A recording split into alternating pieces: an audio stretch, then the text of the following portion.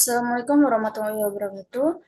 Saya Dinda Sapira Mayanda dengan NIM 2303 10104 eh, dari mata kuliah PTHPT akan mempresentasikan hasil PPT yang telah saya buat dengan judul Modernisasi Pengadilan HAM Terpadu PHT, Sintesis Agen Hayati dan Teknologi Enzim, Analisis Komparatif Aktivitas Lapangan Mikroba, Antagonis, dan Potensi Masa Depan Bioregulasi Enzimatis.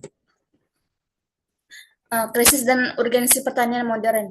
Yang pertama yaitu ancaman keamanan pangan. Nah, hama serangga secara global menyebabkan kehilangan hasil panen tahunan sebesar 20% hingga 40%, memicu kerugian miliaran dolar dan mengancam rantai pasok pangan dunia. Dan yang kedua itu dilema pestisida sintetik. Penggunaan bahan kimia secara masif itu terbukti merusak ekosistem tanah, mengeliminasi organisme non-target, memicu ledakan resistensi hama sekunder, serta membahayakan kesehatan manusia pula. Dan untuk solusinya, kita bisa mendorong pergeseran paradigma secara terukur menuju tata kelola biokontrol yang ramah lingkungan, biodegradable, dan berbasis sains tingkat tinggi. Paradigma pengendalian hayati. Di sini definisi makro itu pemanfaatan musuh alami atau predator, patogen, atau parasit untuk meregulasi populasi hama secara alami tanpa merusak keseimbangan flora dan fauna lokal. Fokus pendekatannya, fokus pendekatan multilevel. Yang pertama level organisme atau mikroba untuk mengoptimalkan fungsi ekologi jamur, antagonis, dan bakteri tanah secara langsung di rhizosfer. Yang kedua itu level biomolekuler, mengekstrak metabolit sekunder eksogen dan enzim pencerna untuk merusak integritas fisik hama. Nah, jamur antagonis Trichoderma, karakteristik karakteristik dan mekanismenya yaitu Trichoderma sp ini merupakan jamur tanah dengan kemampuan antagonistik tinggi sekaligus agen biostimulan. Dia ini berkompetisi kuat memperebutkan ruang tumbuh dan nutrisi di rhizosfer untuk mengeliminasi patogen. Nah, untuk mengekskresikan senyawa toksik alami yang membekukan laju pertumbuhan spora berbahaya. Antibiosisnya melilit hifa jamur karat atau Puccinia hariona dan melepaskan enzim uh, kitinolitik hingga hancur.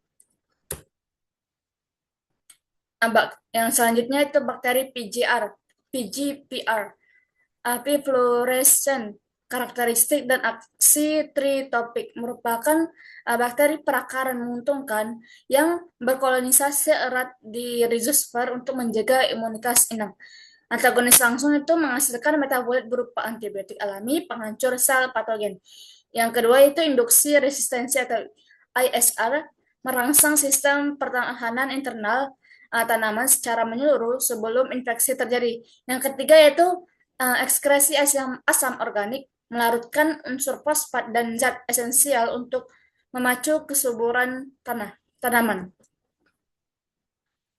Dan ini ada bioregulasi dan senjata enzimatis. Prinsip kerja enzim entamopotogen itu bekerja secara spesifik, mendegradasi pertahanan mekanis, merusak integritas dinding tubuh, dan melumpuhkan sirkulasi internal serangga sasaran.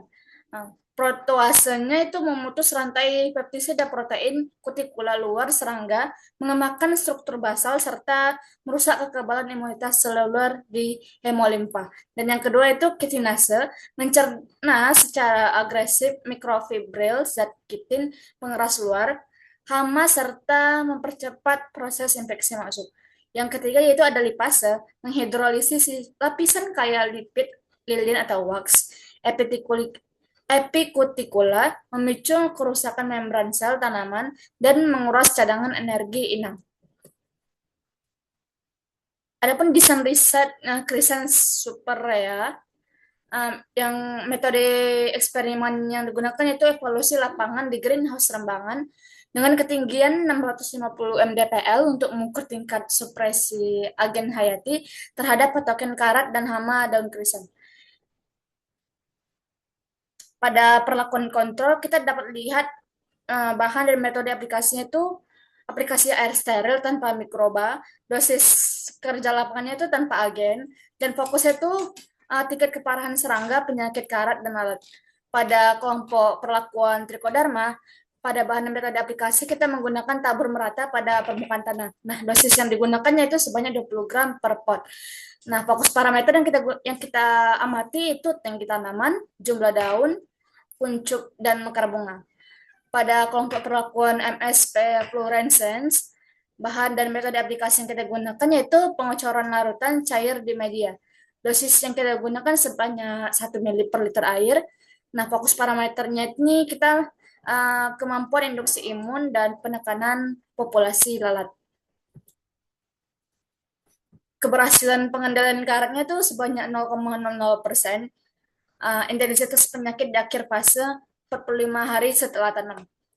Efektivitas sempurna aplikasi metabolit sekunder atau MS, Pseudomonas fluorescens, terbukti menekan insidensi karat daun krisan secara total hingga mencapai 0,00%.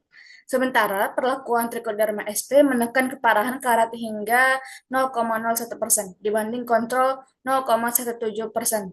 Keberhasilan agen hayati setara dengan performa fungisida kimia sintetik komersial. Nah, stimulasi tinggi tanaman krisan. Aplikasi agen hayati menstimulasi pertumbuhan vegetatif dengan memicu penyerapan hara mikro secara efisien di zona rhizosfer. Kita menggunakan uji lanjut di MRAT 5%.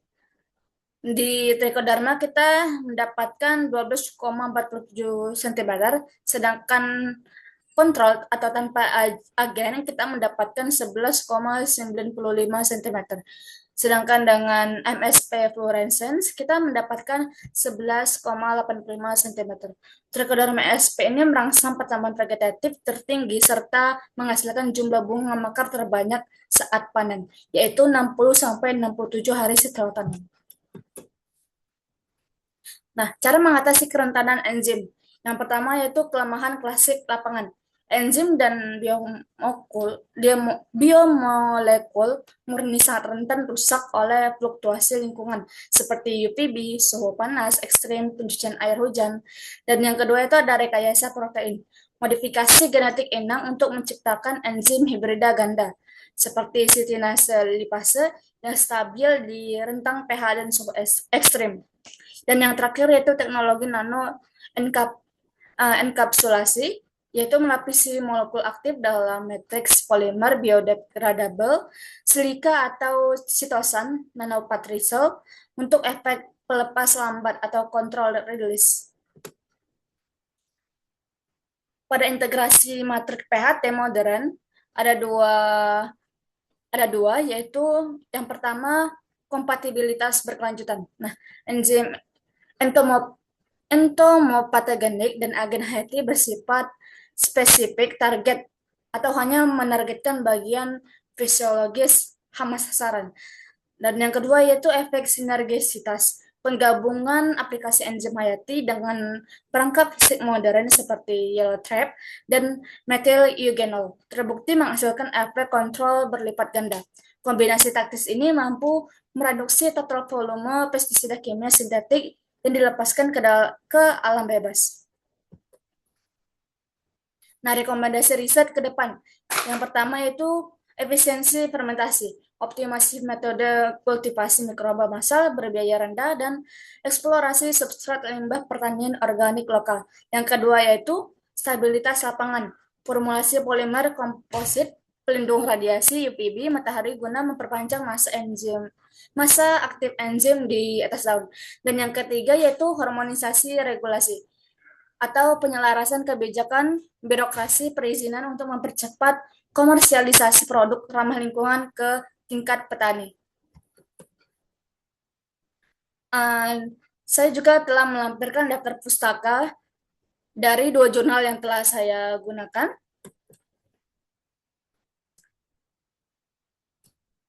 Mungkin itu saja presentasi yang telah saya sampaikan. Terima kasih banyak.